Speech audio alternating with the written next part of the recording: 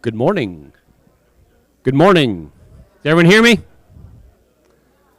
Can everyone hear me on this, or do I just need to yell? All right, well, good morning, everybody. Just to let you know, we are about to start serving the food.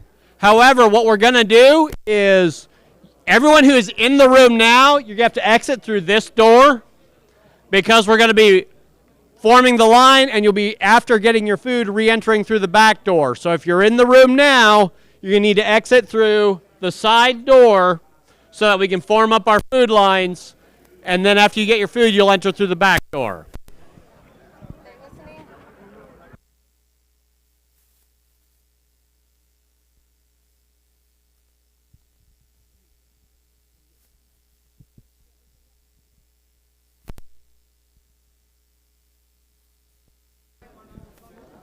Hello? Hello? Huh?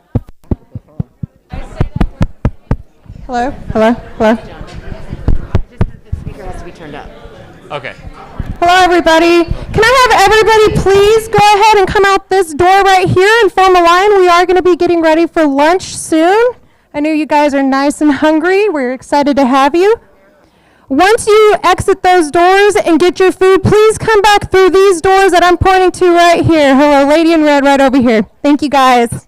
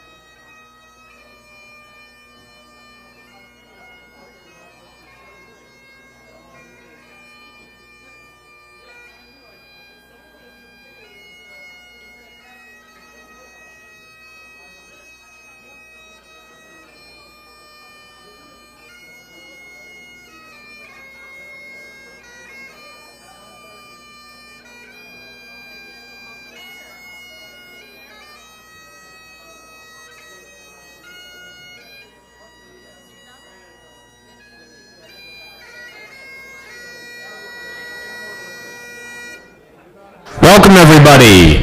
Your table number is located on the front of your name tag.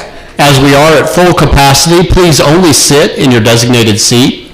If you need help, please see anyone that has a committee member ribbon or a volunteer ribbon on their name tag here in the room to assist you.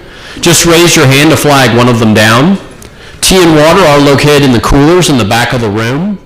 Again, if you need help, simply raise your hand to flag one of the volunteers down. Please remember to keep your mask on at all times as you move about the ballroom. Your mask may be taken off when you're eating. And please silence all electronic devices. Our program will start shortly.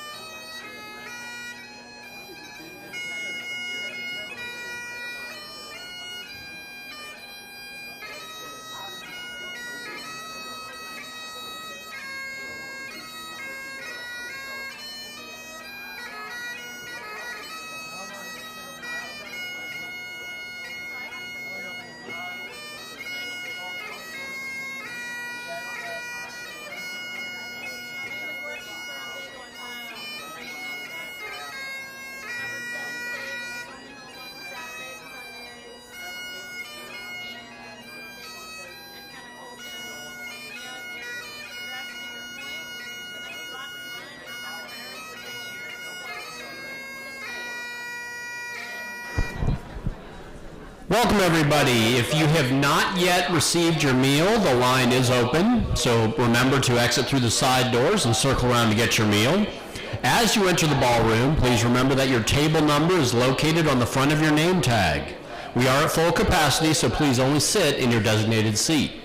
If you need help, please see anyone that has a committee member ribbon or a volunteer ribbon on their name tag here in the room to assist you. Just raise your hand to flag one of them down. Tea and water are located at the coolers at the back of the room. And again, if you need help, simply raise your hand to flag one of the volunteers down. Please remember to keep your mask on at all times when you move about the ballroom. Your mask may be taken off while you're eating. Please also remember to silence all electronic devices. Our program will start shortly, so please begin to find your seats.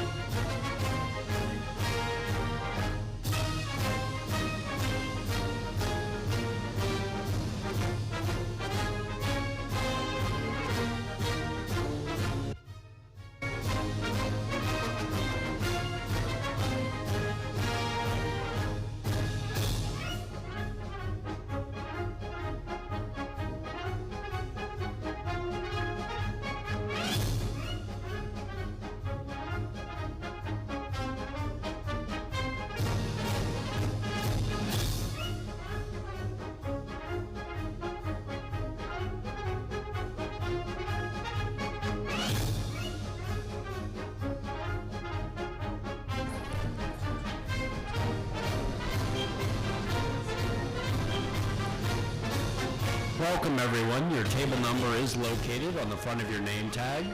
We are at full capacity, so please only sit in your designated seat. If you need help, please see anyone that has a committee member ribbon or a volunteer ribbon on the name tag here in the room to assist you. Just raise your hand to flag one of them down. Tea and water are located in the coolers in the back of the room. And again, if you need help, simply raise your hand to flag one of the volunteers down. Please remember to keep your mask on at all times as you move about the ballroom. Your mask may be taken off while you're eating. And please silence all electronic devices. And our program will start shortly. If you'll find your seats.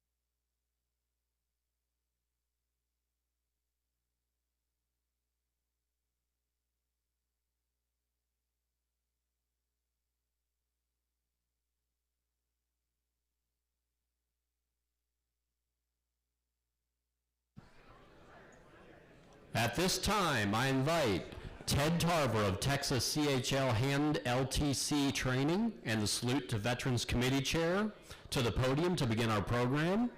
Will Chaplain Luna and David Kappas come to the stage area as well?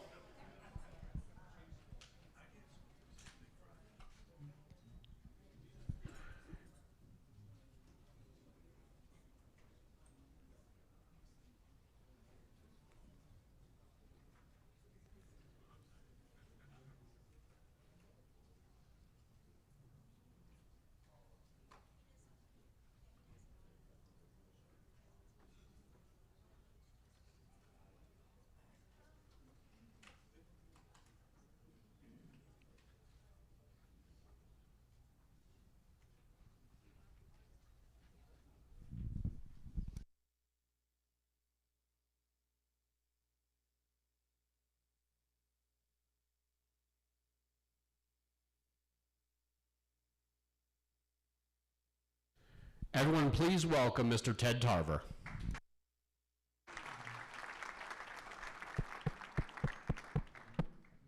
want to tell you, this is sorry. It's all good.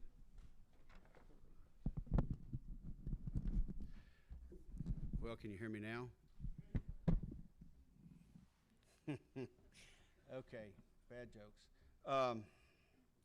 It is a very precious honor for me to be chair of this committee, and I just want to thank the chamber for letting me have this privilege for 6 years.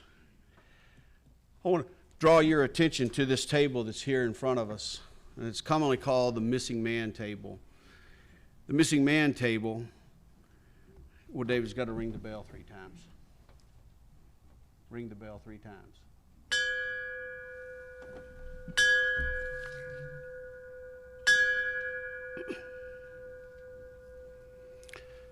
The table that stands before you is a place of honor. In setting this table, we acknowledge those missing from our celebration this afternoon, and we remember them. The table is small and set for one, symbolizing the vulnerability of a lone prisoner against his captors. Remember. The tablecloth is white, symbolizing purity of intention in responding to the nation's call to arms. Remember.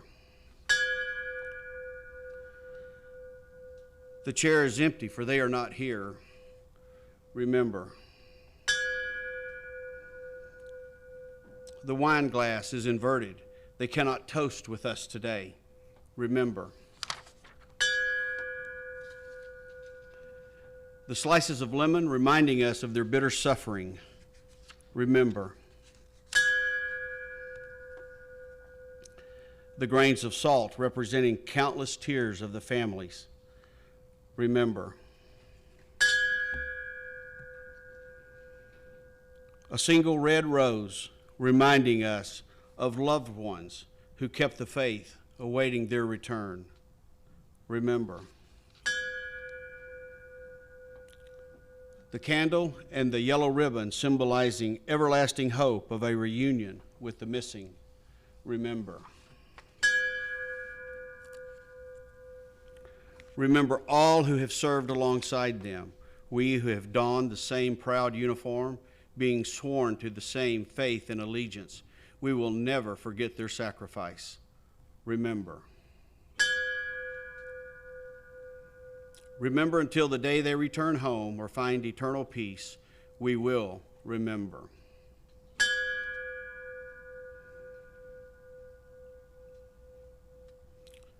Thank you, my friend David Kappas, United States Navy veteran, for ringing the bell for us today. Thank you.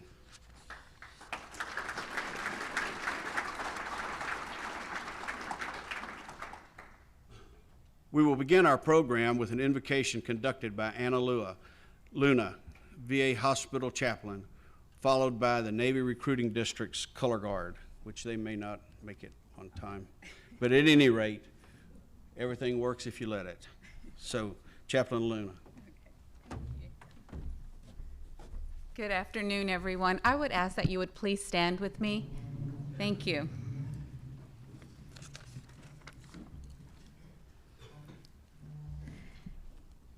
Almighty God, we could never thank our military men and women enough for their courageous service and sacrifice to our country and its people.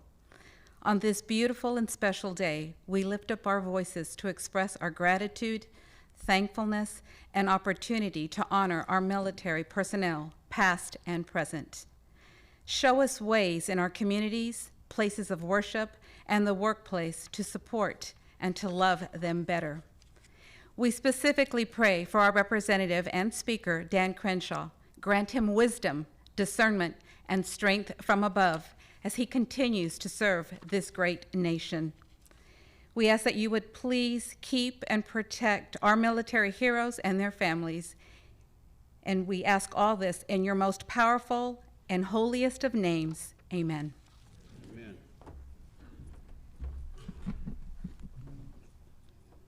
Okay, well, at this time, we're going to say the Pledge of Allegiance. Got lots of choices. All right, I'm going to go this way. I pledge allegiance to the flag of the United States of America and to the republic for which it stands, one nation, under God, indivisible, with liberty and justice for all. All right. So now, at this time, I would like to invite Jeannie Bollinger. I will. Be my pleasure. If you fall, we both fall. We're not falling. I don't know if I'm supposed to stay up here. I don't either. Okay, well, if not, I'll come back up. Yeah, it's gonna help me. I will. Why don't y'all take a seat? Gotta get this party started. It is my privilege to stand before you today and welcome you to the Houston West Chamber of Commerce 15th Annual Salute to Veterans Luncheon. My name is Jeannie Bollinger, and I'm very proud to serve as the President and CEO, outgoing as of today. I'm at 5 o'clock, I'm done. But I will be back.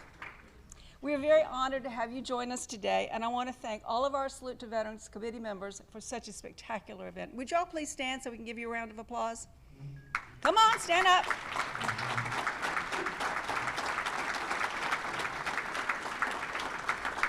Thank you all. I want to personally thank Jason Gunn, Universal Bagpipers, for his graceful and inspirational medley of musical martial music. I want to thank the Houston Livestock Show and Rodeo Gatekeepers Cook Team. Was that barbecue not awesome? Woohoo! Yes. And I hope everybody saw the 6th Cavalry Historical Society. They provided the military memorabilia for display. And the Houston West Chase Rotary, who did all the flags around the room. We really, really appreciate their special touch. Also, we want to thank Jordan and Laura Zale of Seek Media for live streaming this magnificent event. We really appreciate that. I want to say a special thank you to the Honorable Jim Murphy, who each year crafts a resolution for our veterans in attendance and makes a point to sign each and every one individually for you. This is something very, very special. Now it is my pleasure to invite Carrie Warner, President of the Houston West Chamber of Commerce, to the podium to continue their program. Carrie? Thank you. Goodness, I hate stairs. Whew. Thank you, Jeannie. It is a very special year for our Salute to Veterans Luncheon. Not only is it 2020, but we have also conquered every hurdle that has come forth to be able to have this luncheon here today. It is also Jeannie's last final event as CEO with the Chamber. For those who are not yet aware, she is retiring. How could you not be aware? That's true. This event and many other events within our chamber was founded by Jeannie. Not where we would be today without her expertise and guidance. Thank you. Would everyone please give Jeannie a round of applause? Jeannie, you know how much you mean to us?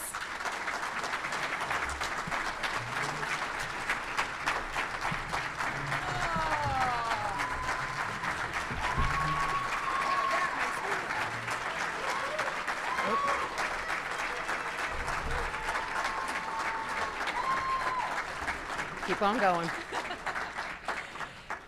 And you know how much you mean to us. And on behalf of the staff and Dick Helmy of Fast Signs True Color Graphics, we have a gift for you with the book of memories that we've made for you, which is under here, and I don't see it. With all can't of the find other, it. But it's here.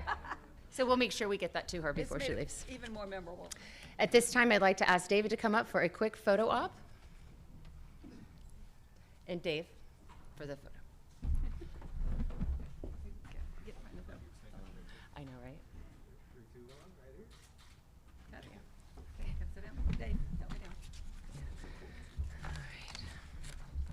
Each year, our challenge is to find a way to pay tribute and give a sincere thank you to the men and women that have worn the uniform and protected our freedom since the founding of this country. We believe that protecting freedom is serious business. This year, the Chamber and our Salute to Veterans Committee are proud to recognize all veterans for their devoted patriotism and bravery as an integral part of our national heritage. At this time, I would like to thank Iscential Nationwide for being our presenting sponsor for a second year in a row for today's esteemed event. All of you may have noticed Nationwide's forms on your table. There is an ultimate goal with these forms. For every form filled out, they will donate $1, and for every completed quote, they will donate 9. All to go towards our luncheon next year and support our veterans. How amazing is that? So make sure you guys get those filled out. You may have noticed that there are pens conveniently placed at your table setting. Please take a minute right now to fill out your forms. Staff from Iscential and Nationwide will be coming by to pick these up. And when you get a call to follow up on your form, if you are looking to switch your insurance agency, or even if you are not, take the call. I promise you it is well worth to hear what they can offer you to save your money if you are currently paying too much for any of your policies you currently have. Any organization that supports veterans in the way that they do is an organization I want to be part of. Don't make Jeannie come up here like she did last year and make everyone fill out their form. And she did just that. At this time, I'd like to give a warm welcome to Warren Barhorst with Iscential.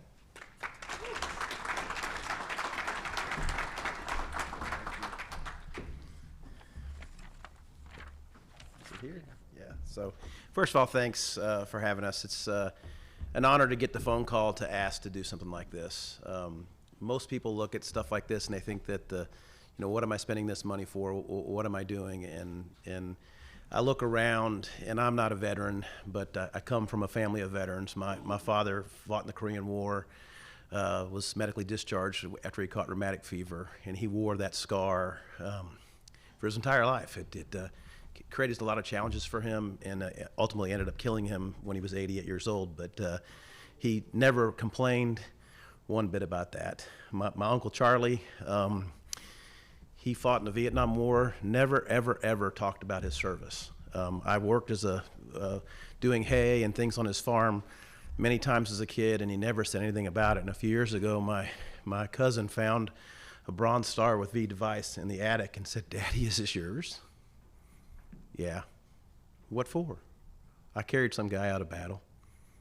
So both my father and my Uncle Charles, they carried those scars with them quietly, as many of you guys I'm sure do. And I really, really appreciate your work so that we could be free and do what we want to do in this country. So with that said, I'm looking forward to hearing everybody talk today. We'd love to give you some more money. There's no obligation to buy any insurance. Just fill out the form so we can donate the dollars. Somebody from our team will call you, talk about your insurance, see if we can help you. Maybe it'll give you some good ideas to take back to your other agent and help improve your insurance program. But we're glad to be here. I'm glad to be a part of this. Thanks for always inviting us.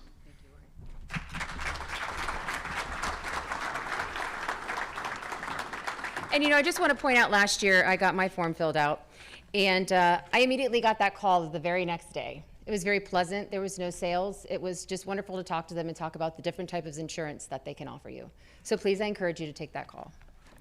Before we start, I must also give a genuine thank you to Norris Conference Centers for generously donating this beautiful space and being our host for today. Thank you.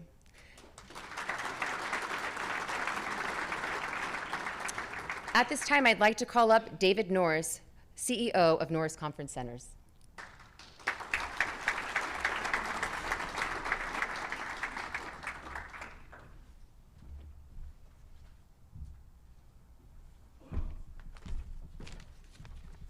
Well, I'll be brief, but I just, first of all, want to acknowledge the group and to let everyone know how honored we are that we were given this opportunity to host this event. Salute to Veterans. It's my first exposure to it, and it's super impressive. And my intention is to participate going forward. And you never know, maybe we can host it next year as well, but wherever it's being hosted, I think we'll be attending. So it's been a good experience either way. I also wanted, I guess, to thank everyone for showing up and for observing our COVID safety guidelines. And as difficult as it is, I appreciate that everybody's, here, and we're spaced out, and I guess we're spaced out, but we're spread out as well. And and I appreciate everybody's, cooperation. And I guess most importantly, I would like to reflect on Warren's comments as well. On behalf of Norris Conference Centers and all of our people and all of our facilities, I just want to extend our thanks and appreciation for all the sacrifice and service that the veterans and active military have done for this country and this great country. And we're so ever grateful for everything everyone's done. And I know we're all looking forward to the program. I certainly am, and particularly listening to United States Representative Dan Crenshaw speak. I'm a big fan, and I'm anxious to listen to him. So I'll get off the stage and just tell you all thanks for coming, and we appreciate you being here.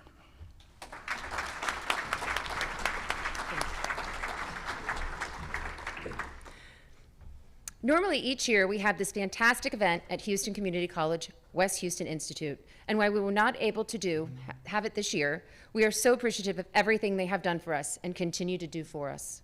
I would like to invite Susan Stagel-Thompson, I hope I did that right, Susan, Program Director, Engineering and STEM Initiatives at Houston Community College, up to the podium to say a few words.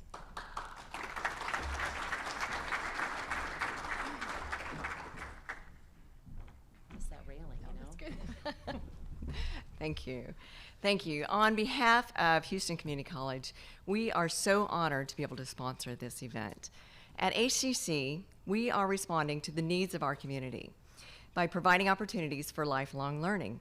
We offer degree programs that are transferable to four-year institutions, workforce skills, training, and certifications, fun and creative adult learning courses, specialized training programs through our corporate college, dual credit courses to our high school students, many of which graduate high school with an associate's degree through our early college program, and multiple programs through our local entrepreneurs.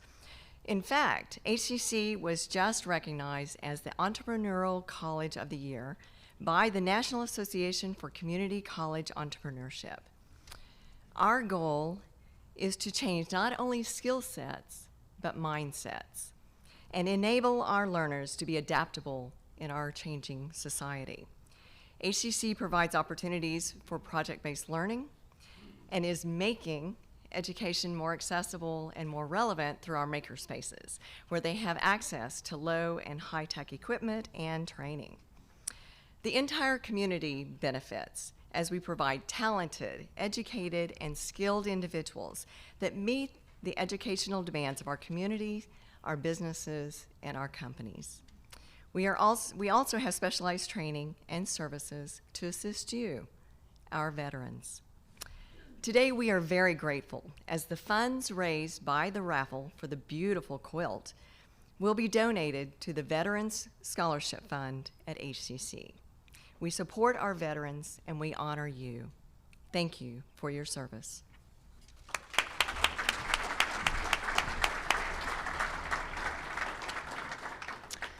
At this time, I would like to invite up Dave Gilkison, COO of the West Hays District and Chair of the Houston Chamber Board of Directors. Please come up to the stage. For the remainder of our show, he will be our MC. Will you help me down, please? Sure. Thank you.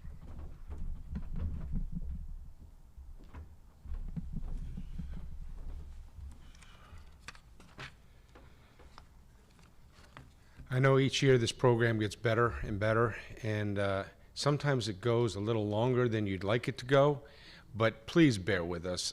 This is really, really a very special day.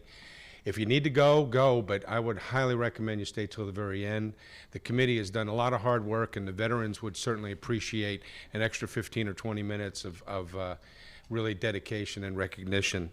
And good afternoon and welcome to the Houston West Chamber's most heartfelt annual event, our Salute to Veterans. And I'm proud to serve this year as the chairman of the board of the chamber. The year 2020, no one will ever forget. Today I have the privilege of introducing our honored guests and dignitaries. And I'd like to say first, one of our honored guests and dignitaries is a table of West Chase District employees, because I'm employed by the West Chase District, and I got to make sure that everybody knows that the West Chase District is that little economic development engine that could in West Houston. So thank you for joining me today, the fellow staff members with the West Chase District. We also have a few elected officials, so please keep standing and remain standing until everybody has been called, and audience members, please hold your applause until the end when everybody has been called. Tough directions, but I think we can follow them. Deanna Harrington is representing the Honorable Jim Murphy, State Rep, District 133. There's always a few that do that. U.S. Representative Dan Crenshaw of Texas 2nd Congressional District. Dan, I believe, is taking a necessary break, so I may have to stretch a little bit here. We'll see. Houston City Council, at-large position, Mike Knox. I saw him. Councilmember Greg Travis, District G. Councilmember, are you here? Okay. And I don't know if I saw Harris County Attorney Vince Ryan. And is there anybody else that would be running for political office this campaign season that needs to be recognized? Okay, and then one last thing. We do have no, I guess we don't. So please recognize those people that are in the audience.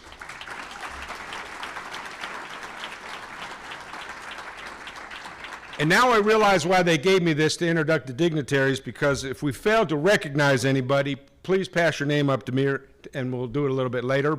I always get the mop-up job. But now it's time for our raffle winners. Is that correct? We want to announce the winner of our raffle. You have to be present to win. Would Devin and Veronica please come to the stage with our raffle tickets? Do you have to do this? I won it last year, so can I just have Our raffle item is a one-of-a-kind, beautiful patriotic quilt suitable for hanging, created by Veronica Henley. Is Veronica here? Regifting Memories. The proceeds from this raffle will be donated to Houston Community College, as Susan mentioned, their student scholarship fund. So thank you very much for participating. We will now draw for this amazing quilt. When I call the lucky number, please stand up so that we can deliver your prize to you. And I think we're ready to go. So he'll get in trouble. Yeah, exactly. I've only picked one. I know everybody's got the first three numbers. 203. Yeehaw! 7, 1, 4. Must be present to win. 203714. Dan, did you buy a raffle ticket? Okay. Oh, wait, 714? Oh.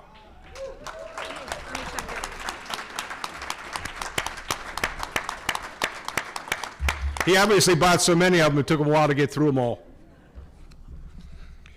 We have several important sponsors whose support really makes this event possible. So as we continue, I'd like to draw your attention to today's luncheon program for a listing of those companies. Because of their generous support of our sponsors, all pre-registered veterans attend this event for free. Thank you all. Thank you. Our sponsors are great. And behind every organization, there's an elite group of supporters that give generously of their time, talent, and treasure. We wish to thank and acknowledge the members of the Chamber's Board of Directors, the Advisory Council members, as well as members of our Platinum Partners and Chairman's Circle. Would you all please rise and receive some recognition?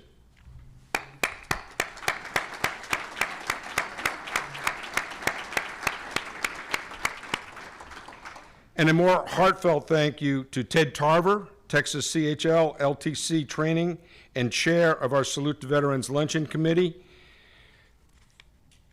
Yeah, go right ahead. Ted, you've been doing this a long time.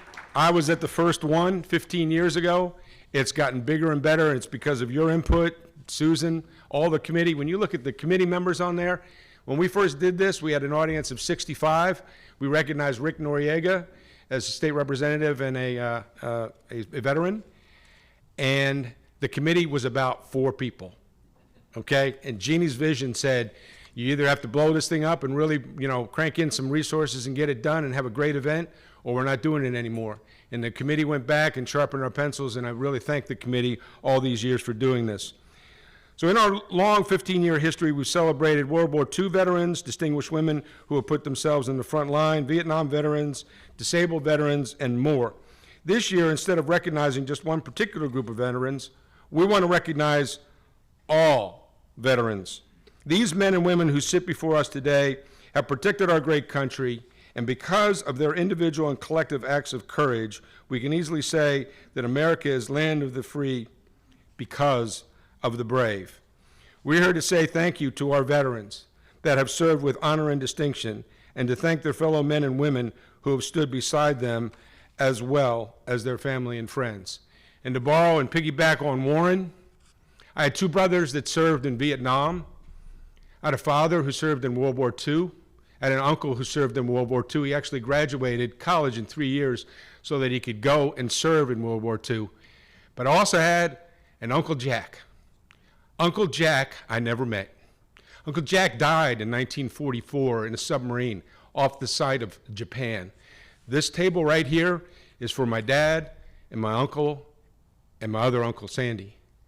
These people gave their lives to our country in service. And I appreciate the committee and everybody here to honor those people, because in years past, it's been sometimes difficult and very challenging for veterans to come home and be embraced. It's time that we continue on this tradition of honoring our veterans as best we can.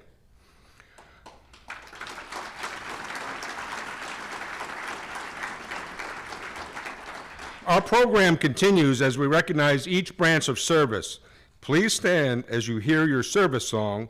Please say the following and have the following as played. The first one is going to be the Army.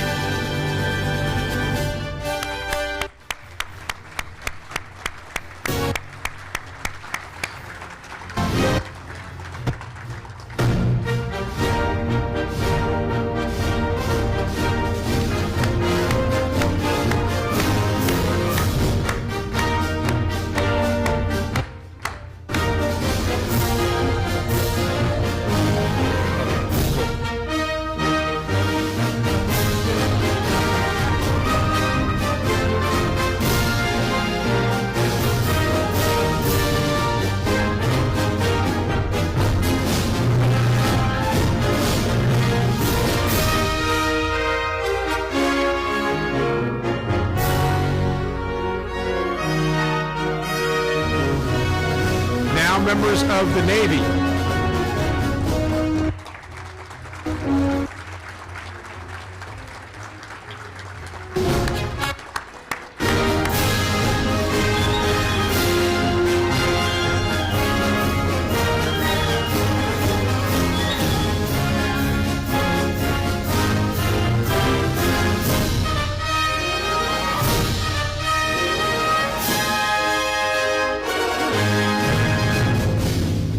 Now veteran members of the Coast Guard.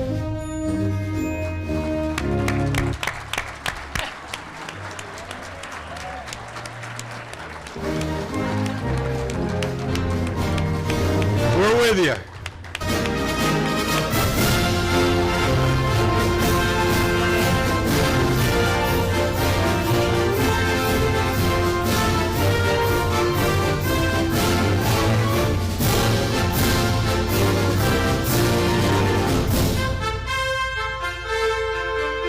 Now veterans of the United States Air Force.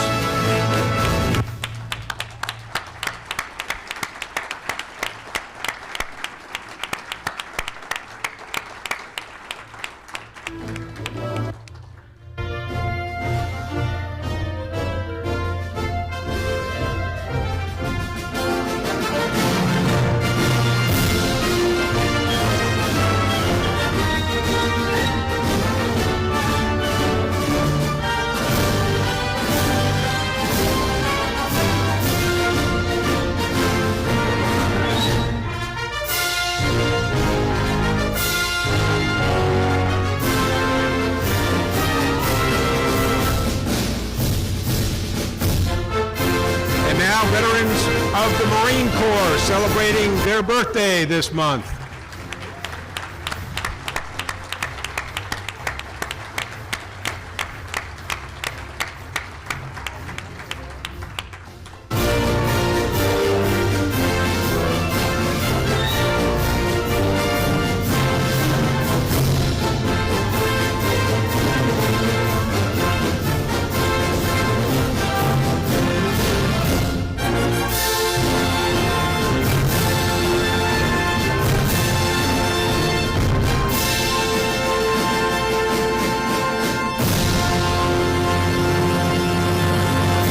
Thank you for your service.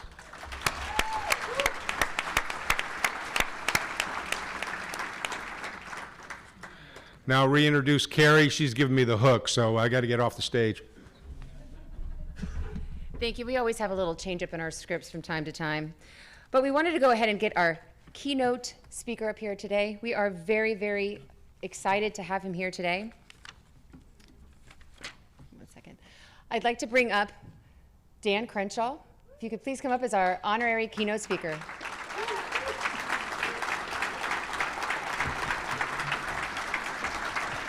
Thank you so much.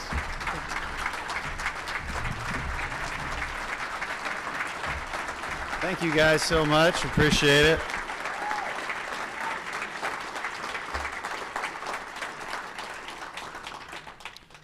Honored to be with you all today. Even our one Coast Guard guy.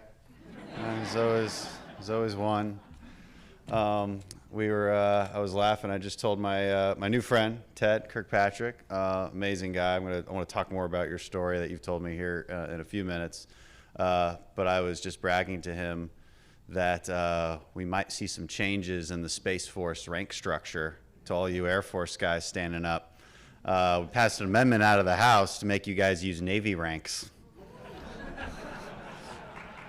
Let that sink in for a second. Yeah, it's caused a lot of consternation in the Air Force ranks, but there are some things that Republicans and Democrats apparently agree on, because that thing went right through the NDAA out of the House.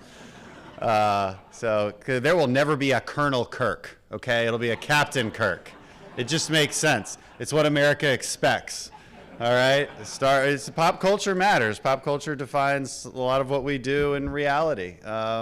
It's Star Trek, Star Wars, Spaceballs, this is just true. So I appreciate you having me here as your keynote and to receive the service award.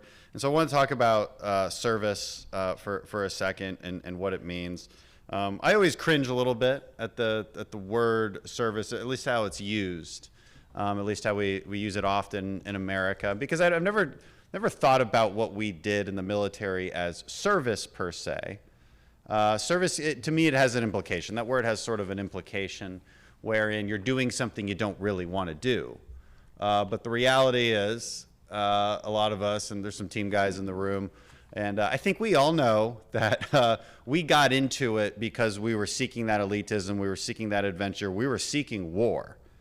And it was what we wanted to do, 100%. In the end, we're just out there camping with our friends, and we get to blow some things up and shoot bad guys. In service to the country, certainly, but I never saw it as service, right? And so I always wasn't sure about the implication of that word. It felt more like a duty, felt more like a calling. And, it's why I suggest, and I don't think you should, a lot of veterans actually agree with me on this, and a lot of veterans say, no, I don't want you to thank me for my service. I think you should allow people to thank you for your service. Don't get me wrong. I think Americans want to express something to you, and they don't know how else to do it. And this is why I, 2 years ago now, when I was on Saturday Night Live, and I gave that message on Veterans Day, and I said, you don't have to say thank you for your service. If you want to feel a connection to somebody, say never forget. Say never forget, because the implication is different. The implication is that we're on the same team. Like, we're in this together. It's not transactional anymore. Thanking somebody for their service feels transactional. I don't know, it's not really meant that way, but it kind of is, right? Like, you're on one side of the wall and they're on the other. Thank you for what you do. But we all lived through 9/11. A A lot of us know, if you've never served, a lot of people do know a veteran.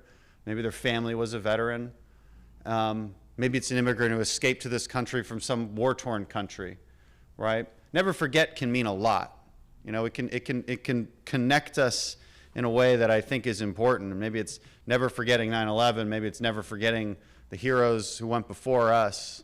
Maybe it's never forgetting the veterans that are suffering after they come home and they can't find that job or can't find that transition. Never forget has to mean something. And we got to remind, I think collectively, groups like this have to help remind America what service really means and what it doesn't.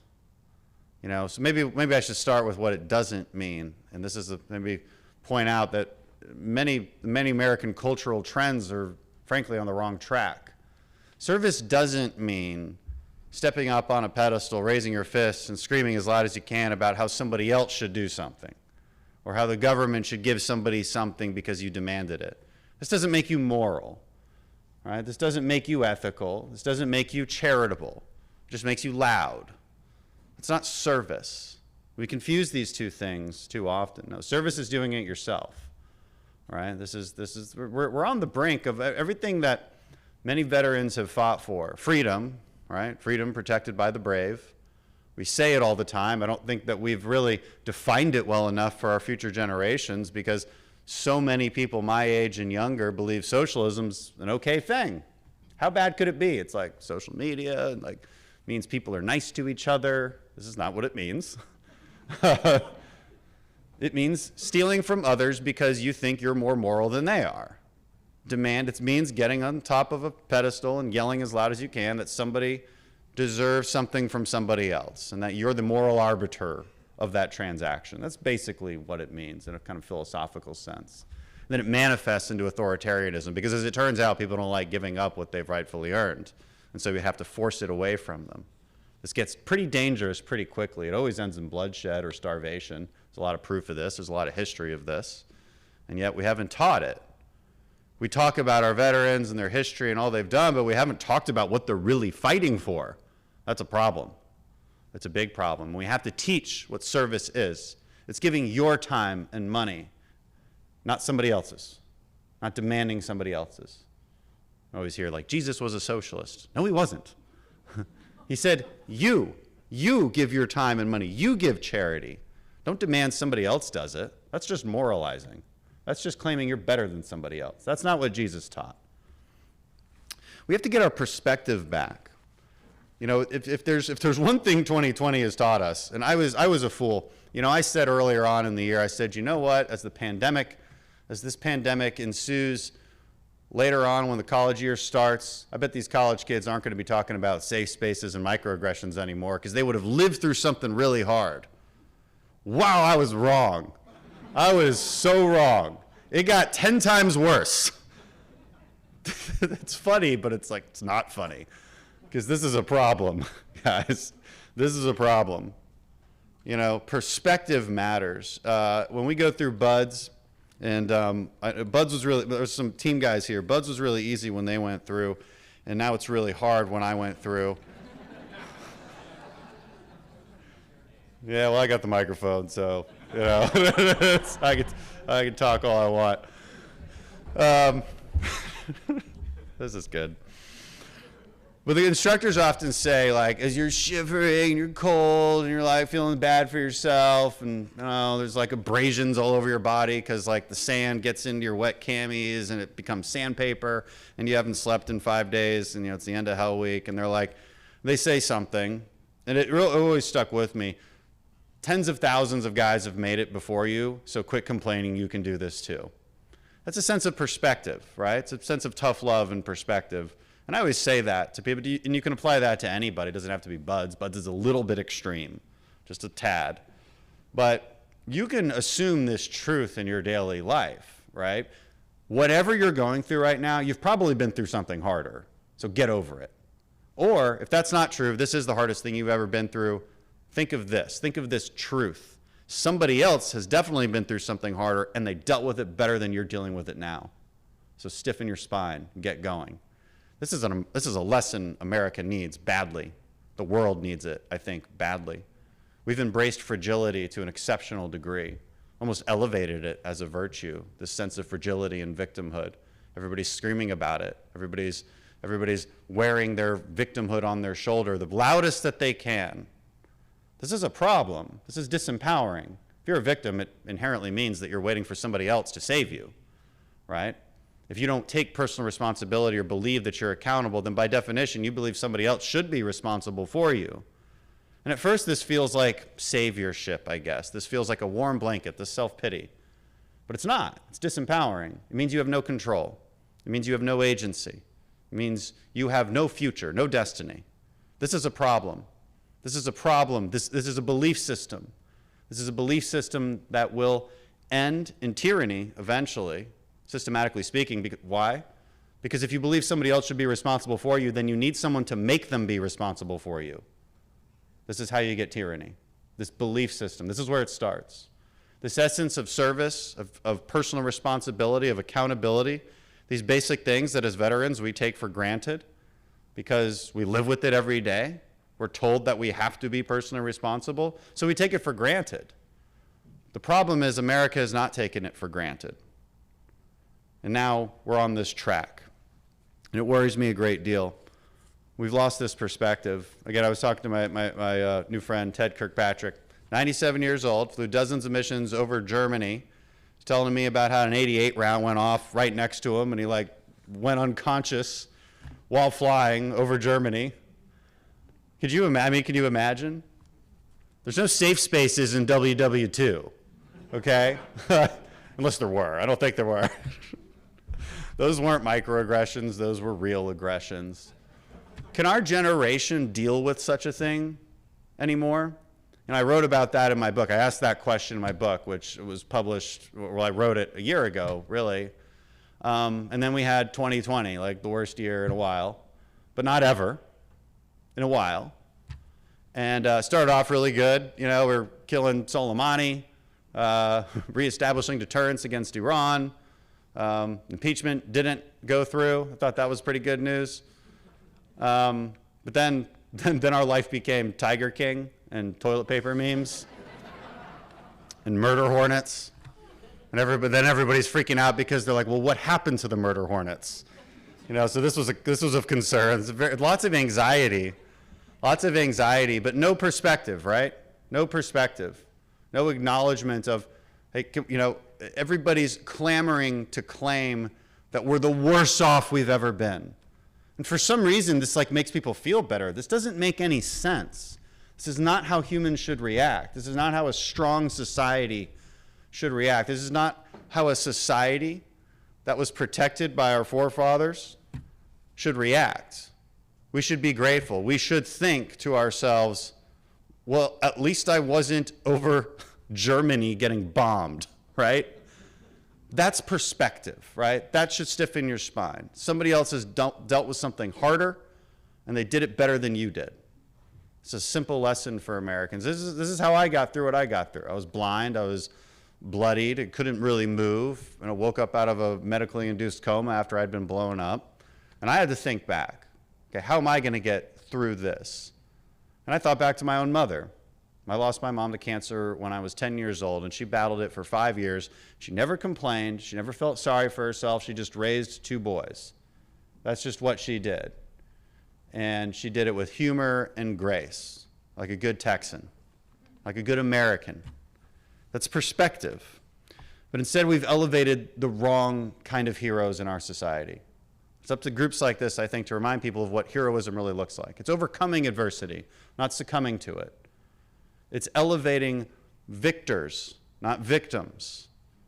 And this is a strange occurrence in our society, right? When you have leaders, when you have public figures, say, claiming victimhood proudly, right? Lying about it. Don't mean to get political, but I have to use this example. Elizabeth Warren, she lies about being a Native American, lies about being fired for pregnancy. But why lie about that? That's the more interesting question. Why? Because we've elevated victimhood. We've told you it's good, it's virtuous, it's better to be seen as a victim, because then you get something out of it. This is wrong. This is an unsustainable trend in our culture. It's a completely unsustainable trend. Heroism is not that. Heroism is overcoming adversity. It is courage. It is leadership. It is being better than that. It is telling yourself a story of overcoming it, no matter how hard it is, no matter how true their victimhood was, no matter how true it is what happened to you. It doesn't matter. You have to tell yourself a story of doing better than that. This is how a lot of us have gotten through life in the veteran community and in the business community. You don't get to wallow in self-despair when your business is about to fail. You just have to get through it and be hard. This is the American way. And I have a pretty good feeling that most Americans definitely live up to this. I have a pretty good feeling that's true, especially here in Texas. But that trend is changing. It's why I wrote that book. And it worries me. And it's up to us to actually fight back against it. The reality is that a lot of us have served against foreign enemies.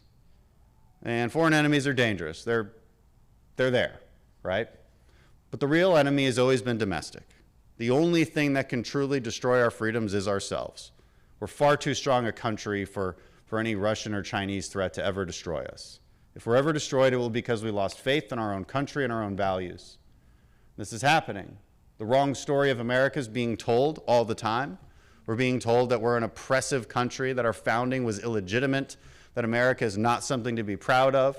Our kids are being taught this. They're being taught these wrong stories.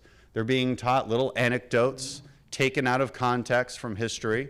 No matter how many historians come out and debunk Howard Zinn's wrongful telling, the story of America, it still happens. Our kids are being taught this. If you don't know who Howard Zinn is, you need to know. Listen to my podcast. This matters quite a bit. This debunking of America. And for what end? To what cause? Those who advocate for it never really say, actually. And that should be telling. Because what's on the other side of this revolution that they want so badly? It's chaos. It's chaos and destruction. And I don't think that's a good thing. I don't think you do either. Because as it turns out, I do believe America is built on the greatest ideas that humankind ever had. Moral truth from Jerusalem, reason from Athens, this idea that we have a God gifts of reason to explore our surroundings and engage in science. Took jurisprudence and rule of law from Rome and from London, this idea of personal property rights and the Magna Carta ideal that even kings are subject to law. The Western Enlightenment that said individual traits are what matter. We shall not divide each other up into class or sex or identity or race or sex or anything. There will be freedom of religion, freedom of the individual, freedom of the press, freedom of speech, and these things can't be touched by government or Twitter. Yeah.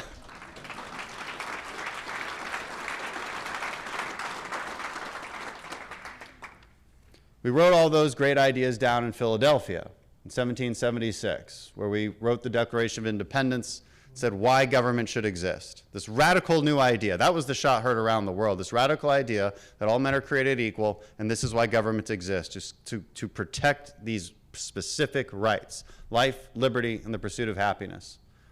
Right? And then our Constitution was written in 1787, said how we should govern. It is a limiting document. It allows us to govern as a republic so that we can allow each other to live and let live, with checks and balances and states' rights. This idea that, across a vast country, we might have different preferences, and maybe people in Houston don't want to live like people in San Francisco. Right? This stuff is all being threatened right now. It truly is.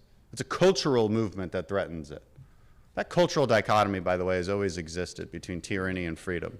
And those who advocate for tyranny, they do it under the guise and the language of compassion, say they're doing it for the good. But it's not true. It never really ends up that way. It's impossible for it to end up that way, frankly. It always sounds good, doesn't do any good. This is the domestic threat, the cultural movement that we have to stand up against. We have to say that America is good, that it is built upon the greatest ideas that it ever had, that our sins, which we have many, do not render corrupt the ideal of America. Now we have fought with blood, sweat, and tears to live up to that ideal, and it is a good ideal. And there are a few things that bring us together. The red, white, and blue, the flag, the anthem, the pledge, our holidays, a ball game, these cultural tenets that actually matter and bring us together. We have to remember those again as a country. And I'll tell you what, I think it's this kind of community that will remind people of what those cultural values are and why they matter and what it means to fight for freedom, what it means to actually serve. These aren't just platitudes, they're not just talking points, they mean something. They mean we have to protect the greatest idea that humankind has ever had, and it is the United States of America. So thank you all very much.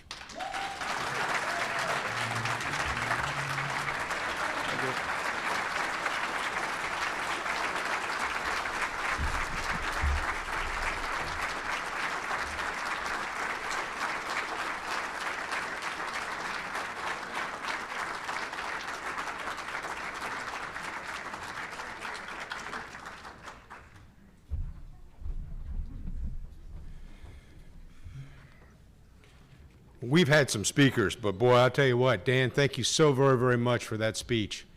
I am proud to be an American.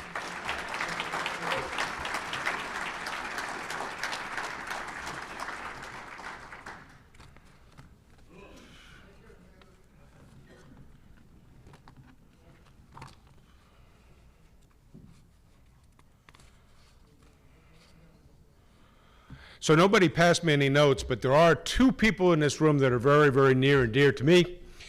My wife of 30 years this year, who has seen me volunteer in almost any kind of capacity, including taking on board chair of this organization in 2020, my wife Lisa and my son Christopher.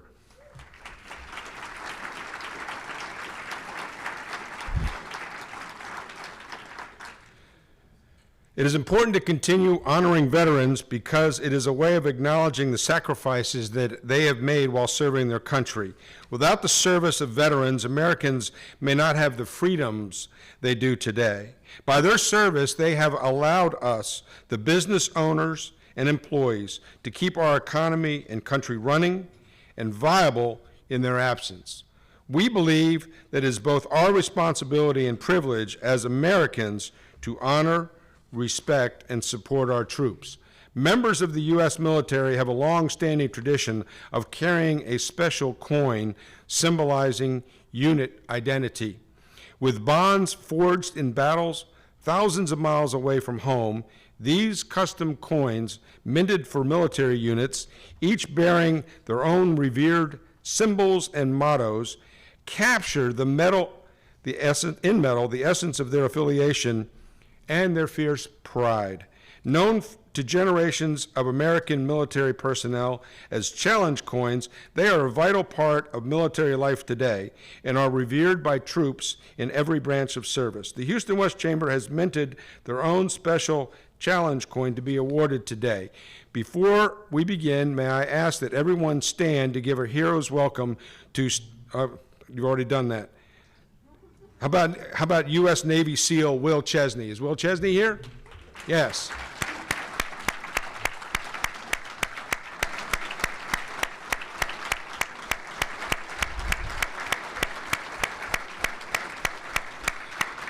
To Dan Crenshaw and Will Chesney, thank you.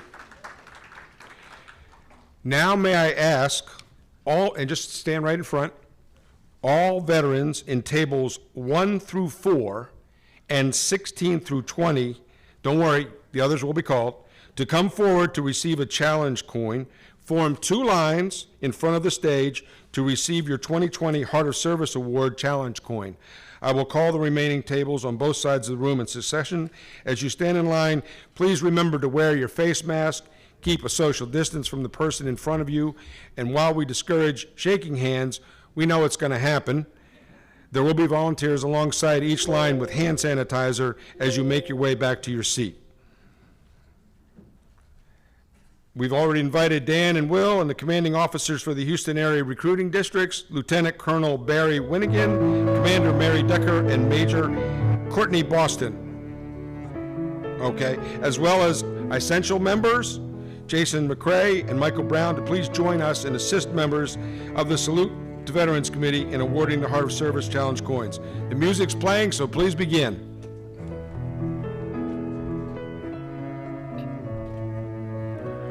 Would the veterans from tables 5 through 8 and 21 through 25 now come up to receive a challenge coin?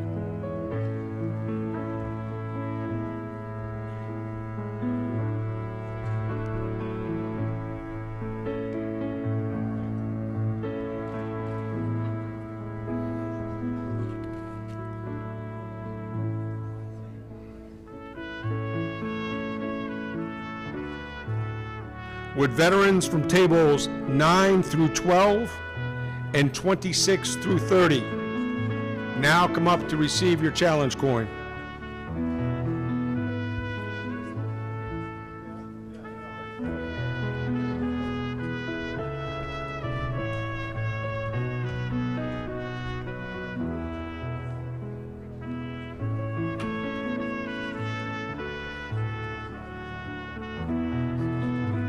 Would veterans from tables 13 through 15 and 31 through 35 now come up and receive a challenge coin?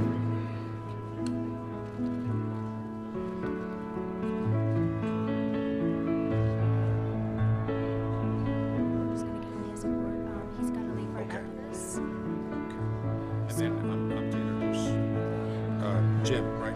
Yes, but he's going to give this to Will. Okay. Yes.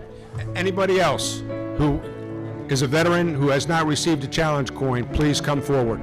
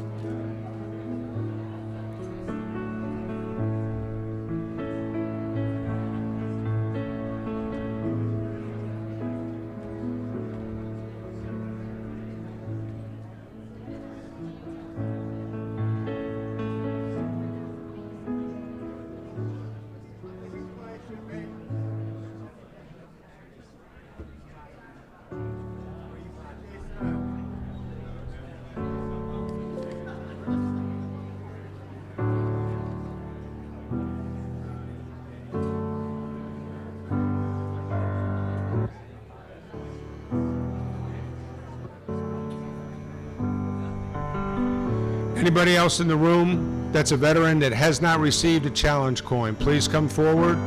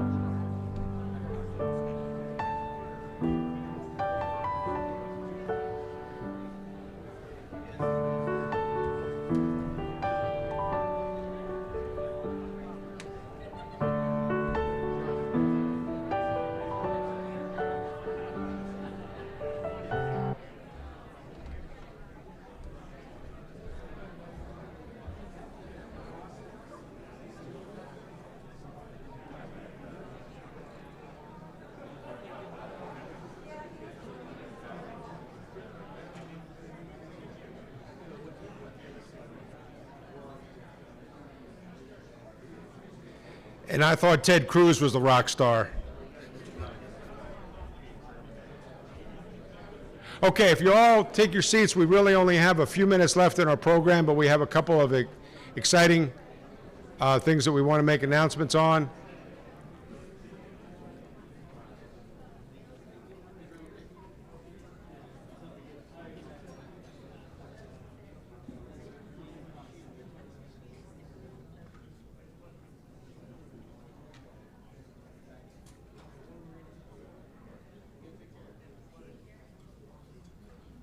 Can't say it enough. Thank you so much, Ted, for your service.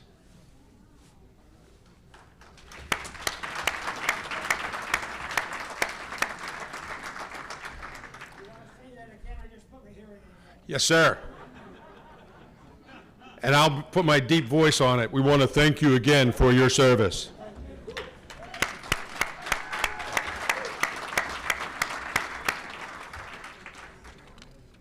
I now invite former U.S. Navy SEAL Will Chesney to join me on stage. Will Chesney is a former U.S. Navy SEAL and combat assault dog handler. Chesney was a member of the elite United States Naval Warfare Development Group, also known as SEAL Team 6. He and his dog, Cairo, took part in hundreds of missions together, including the mission to capture Osama bin Laden. Will, would you like to say a few words? The microphone is yours.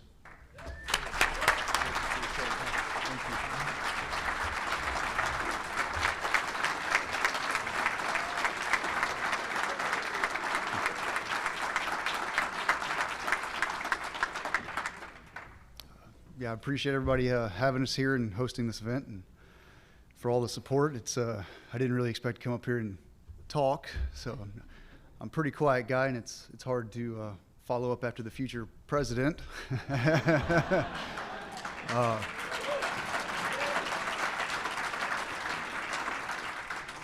But again, yeah, I really want to say thank you for everybody coming here to support, and I think the most powerful words here were never forget. And yeah, thanks again.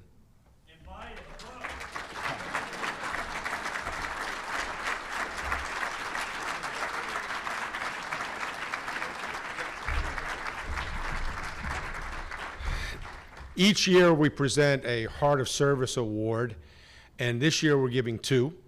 The first was to Dan Crenshaw, who graciously received it a few minutes ago and is onto the campaign trail. Will, we'd like for you to receive from the Houston West Chamber our Heart of Service Award.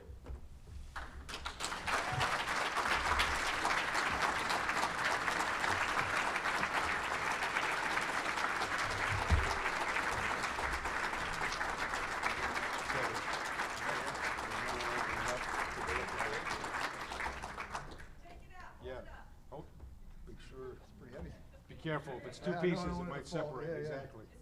It's one piece? Okay.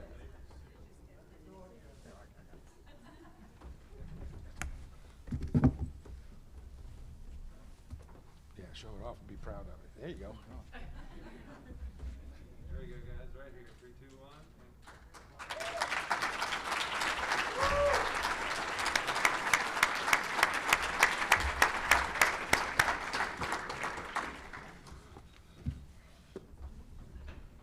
Thank you all very much. I appreciate it. Thank you, Will. At this time, we're going to close this afternoon's celebration with a nice medley of God Bless America. Please rise as you are able. On behalf of the Houston West Chamber, congratulations for all of our Heart of Service Awards recipients, and to all veterans in attendance today, our heartfelt thank you for your service to you and your families. Please safe travels back to your homes or businesses. As you exit, if you are a veteran, please see Deanna Harrington and Mike Mallon right over here. There's Deanna, and they'll be this side, at the registration table to receive a resolution from State Representative the Honorable Jim Murphy. There are also a handful of flags for any Vietnam veterans in attendance today. They will be at registration that you can get on your way out as well. The resolution is fairly lengthy, but I do want to kind of paraphrase and say that there's 4 whereases, and then it says resolved that the 2020 Salute the Veterans Luncheon hosted by the Houston West Chamber of Commerce be commemorated, and that a deep gratitude be extended to all members of our country's armed forces, past and present. So you all are standing, so we're ready for the God Bless America. I'm not sure if it's the Kate Smith variety or some other, but we'll see.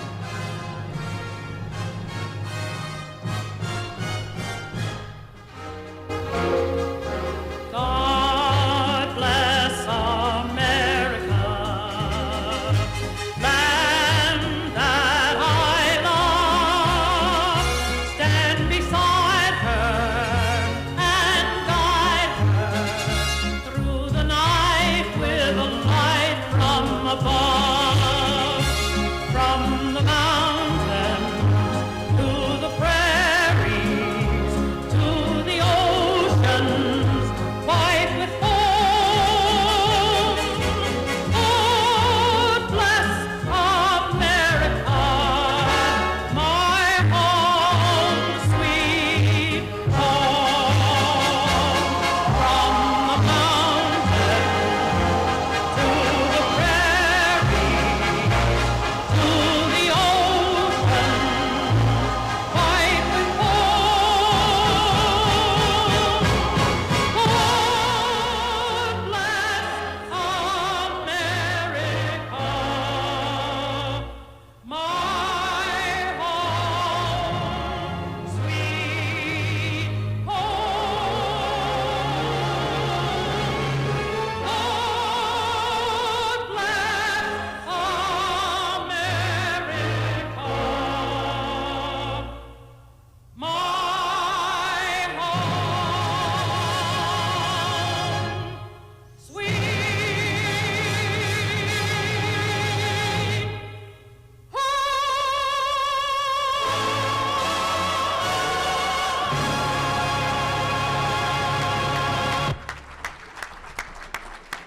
Thank you to the committee, thank you to Carrie and Jeannie, and of course Devin did a bang-up job on as project chair.